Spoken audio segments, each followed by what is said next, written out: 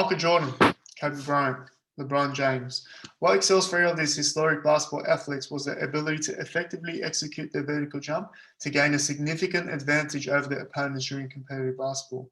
When observing more recent athletes such as Derrick Rose, named the NBA's youngest ever MVP, the tear of his anterior cruciate ligament, known as ACL, which is a ligament inside the knee, had a significant impact on his young career, with his reduced ability to regain his vertical jump capabilities following his initial injury.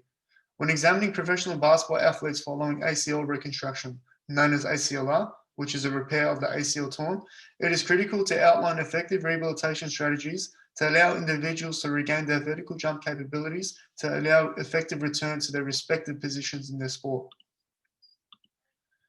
The incorporation of plyometrics, which utilizes both speed and power of the lower limbs to produce maximal force in short periods of time, has been displayed within the evidence as an effective training method for increasing vertical jump for healthy athletes.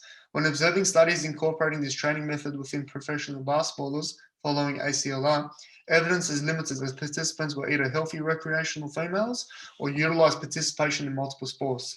Through analysis, there is minimal studies examining high-intensity plyometrics directed at improving vertical jump performance for professional basketballers following ACLR, taking into account the vigorous role the vertical jump plays within the field of basketball. The proposed study will aim to address the discrepancies which currently exist within the evidence, utilizing professional basketball athletes, both male and female, to examine effectiveness of incorporating high-intensity plyometrics to improve vertical jump performance following ACLR. The proposed study will be a 12-week randomized control trial where study assessors will be blinded. 48 professional basketball athletes will aim to be recruited from NBL, WNBL, Big V, and Waratah League sporting teams using both the inclusion and exclusion criteria as specified within the presentation. The aim of addressing this criteria will assist in extracting a study population consisting of only professional basketballers with isolated, one-sided ACL injury to determine overall treatment effects. Through this, participants will either be randomized to high-intensity plyometrics with conventional rehabilitation versus conventional rehabilitation only groups. The conventional rehabilitation group will participate in two 2-hour sessions of strengthening and proprioception exercises, whereas the other group will receive an additional 2 1-hour sessions of high-intensity plyometrics, including various double leg and single leg jumping exercises. Both groups will be supervised by physiotherapists to ensure safe movements are adopted throughout the training program throughout the study length. Regarding outcome assessments, a Vertec device will be implemented as a measure of vertical jump height. For those unaware of what a Vertec device looks like, an example is provided within the presentation.